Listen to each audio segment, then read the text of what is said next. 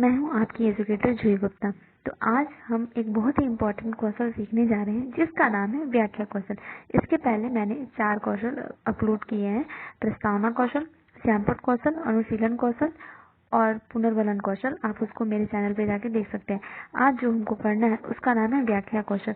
ये कौशल जो होता है इसलिए एक अध्यापक को सिखाया जाता है ताकि उसको कोई भी, अगर उनको कोई भी पाठ पढ़ाना है तो उस पाठ को जब वो पढ़ाते हैं तो वो कैसे व्याख्या देंगे, कैसे शब्दों का प्रयोग करेंगे, कैसे सहजता से बताएंगे, ये सारी बातें और जो कौशल के घटक में और सारी बातें ये सब दिए गए हैं उसको वो कैसे प्रयोग करके कैसे व्याख्या देंगे, इसको इस व्याख्या कौशल के अंतर्गत सिखाया जाता है। चलिए शुरू करते हैं। ये कैसे व्याख्या कौशल का पाठ्य योजना बनाते हैं। सबसे पहले जो छात्र अध्यापिका या छात्र अध्यापक होंगे वो अपना नाम लिखेंगे। जैसे छात्र अध्यापिका का नाम कुमारी जूही गुप्ता, विद्यालय का नाम जो भी है, जैसे रामचंद्र उपाध्याय महाविद्यालय धनोती। उसके बाद एक बॉक्स बनाना रहता है जिसमें दिनांक, कक्षा, जो दिनांक रहेगा, कक्षा जैसे 7 यहाँ पे है, वर्ग क, विषय विज्ञान, उप विषय जैसे यहाँ पे जीव विज्ञान है, कालांश जो भी घंटी लगेगी, फिर अवधि 5 से 10 मिनट का और शिक्षण विधि प्रश्नोत्तर विधि। ठीक है, तो इसके बाद क्या होता है, मैंने 8 पॉइंट्स यहाँ पे डाले हैं, अच्छे से बॉक्स बनाया।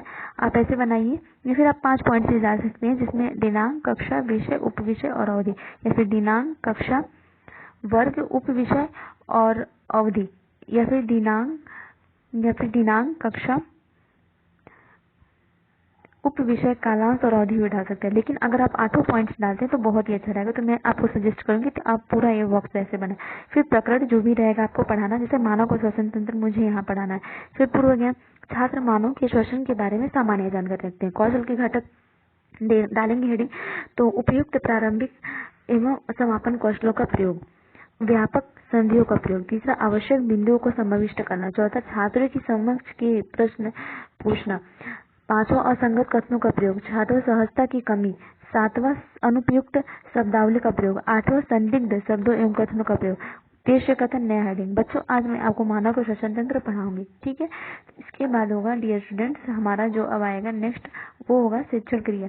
तो शिक्षण क्रिया में ये होगा कि जो भी टॉपिक पढ़ाना है जैसे वो पढ़ाएंगे। जैसे हम मानव को श्वसन तंत्र, शिक्षण बिंदु, मानव को श्वसन तंत्र, छात्र अध्यापिका क्रिया, छात्र क्रिया।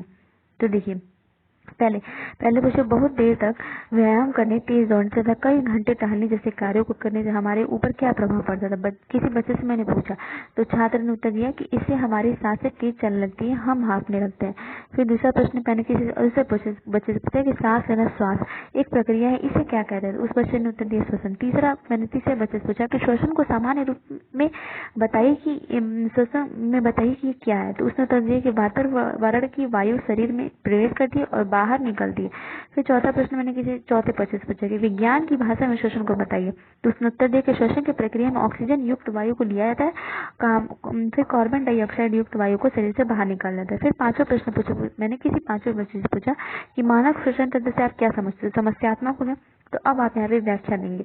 तो मानव को श्वसन तंत्र इसके बारे में बताएंगे कि मानव श्वसन तंत्र निम्नलिखित अंग सम्मिलित होते हैं: नासाद्वार, नासा गुहा, ग्रसनी, श्वास नली और फेफड़े। ठीक है डियर स्टूडेंट्स, तो अब आप इसके बारे में बताएंगे कि इसके बारे में अच्छे से बताएंगे कि नासाद्वार क्या होता है, नासा गुहा क्या होता है, उसके बाद ग्रसनी क्या होती है, फिर ग्रसनी के बाद आप इसमें बताएंगे श्वास नली के बारे में, और फिर अंत में आप इसमें फेफड़े के बारे में बताएंगे। ठीक है, तो मनुष्य के श्वसन तंत्र के विभिन्न भाग आप एक चित्र बना देंगे और अच्छे से इसको बताएंगे। तो नासाद्वार में बताएंगे हमारे चेहरे पर मुख द्वार तथा माथे की एवं दोनों आंखों के बीच उभरी हुई संरचना को नासिका कहते हैं। नासिका के अगले वाले भाग के इधर उधर 2 अंडाकार बाह्य नासा छिद्र होते हैं जिन्हें नासाद्वार कहते हैं, ये बताएंगे। उसके बाद नासा गुहा के बारे में बताएंगे कि नासा गुहा के बारे में आप ये बताएंगे कि नासा गुहा जो होती है, नासिका की गुहा को नासा गुहा या नासिका गुहा या नासिका गुहा कहते हैं। नासा गुहा की दीवार पर छोटे छोटे महीन बारीक सूक्ष्म ग्रंथियां होती है जिसमें सेस्लेस नामक चिपचिपा पदार्थ शामिल होता है। फिर तीसरा ग्रसनी के बारे में बताएंगे। नासा गुहा पीछे की ओर एक नलीनुमा संरचना में खुलती है जिसे ग्रसनी कहते हैं। फिर चौथा बताएंगे कि श्वास नली नलिका जैसी संरचना होती है जो 2 शाखाओं में बढ़ जाती है जिन्हें श्वसनियां कहते हैं। प्रत्येक श्वसनी अपनी अपनी ओर के फेफड़े में खुलती है। फिर श्वास नली के बाहरी सतह पर सी की आकृति के छल्ले जैसी संरचना होती है। श्वास नली इन श्वसनियों को आपस में चिपकने से रोकती है ताकि वायु स्वतंत्रता पूर्वक आ जा सके। उसके बाद अंत में फेफड़े के बारे में बताएंगे। फेफड़े शंकु के आकार की संरचना है। वृक्ष गुहा में हृदय के दोनों ओर एक दाएं एवं बायां फेफड़ा होता है। श्वसनियां फेफड़ों के भीतर महीन महीन असंख्य वायु कोशिकाओं में खुलती हैं, ठीक है। और इसके बारे में आप ऐसे ही आगे बताते जाएंगे। दरअसल वायु कोशिकाएं ही वे स्थान है जहाँ पर ऑक्सीजन एवं कार्बन डाइऑक्साइड गैस का आदान प्रदान होता है, ठीक है। कौन सी वो जगह? वायु कोशिकाएं, ठीक है। इतना आप बता दिए मानव के श्वसन तंत्र के बारे में। अब आप प्रश्न पूछेंगे इससे रिलेटेड।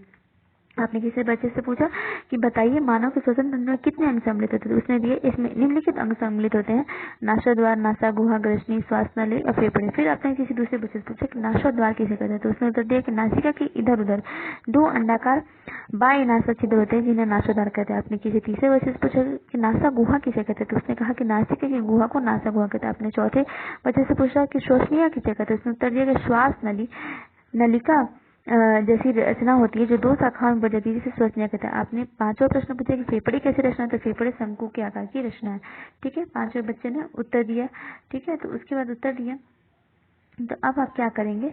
अब आप अंत में जो होगा, अब जब लेसन प्लान बनाएंगे तो आप इसमें जो होगा निरीक्षण तालिका बनाएंगे, ठीक है। तो अब आपको निरीक्षण तालिका बनाना है।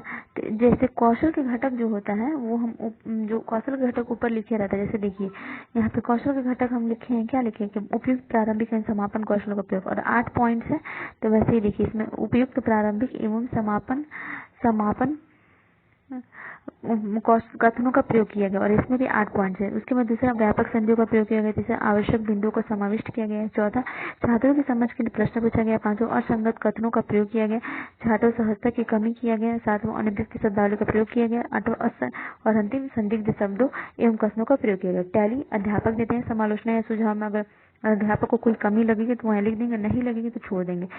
उसका हस्ताक्षर पर्यवेक्षक हो जाएगा। इस तरह डियर स्टूडेंट्स आपका जो होता है ये जो लेसन प्लान होता है व्याख्या कौशल का कंप्लीट होता है। तो आई होप आपको समझ में आया होगा कि कैसे पहले छात्र अध्यापिका का नाम लिखना है, फिर छात्र विद्यालय का नाम लिखना है, फिर बॉक्स एक बनाना है, बॉक्स बनाने के बाद उसमें सारी चीजें भरना है, फिर आपको प्रकरण लिखना है, प्रकरण लिखने के बाद आपको पूर्व ज्ञान के बारे में लिखना है, पूर्व ज्ञान के बारे में लिखने के बाद आपको कौशल के घटक के बारे में लिखना है। कौशल के घटक आप जब लिख लेते हैं तो उसके बाद आपको उद्देश्य कथन लिखना होता है, उद्देश्य कथन, और फिर आप उद्देश्य कथन लिख लेते हैं तो आपको जो होता है शिक्षण क्रिया करना होता है, ठीक है। तो शिक्षण क्रिया जब आप करते हैं तो आप पहले करने से पहले आप प्रश्न पूछते हैं, ठीक है। तो फिर जब समस्यात्मक आता है उसके बाद जो होता है आप जो होता है व्याख्या देना शुरू करते हैं, और जब व्याख्या देना शुरू करते हैं तो उस टॉपिक के बारे में अच्छे से बताते हैं, और बताने के बाद जो होता है जब बता लेते हैं जो टॉपिक, तो उस पर आधारित उससे प्रश्न पूछते हैं, और फिर अंत में आप जो होता है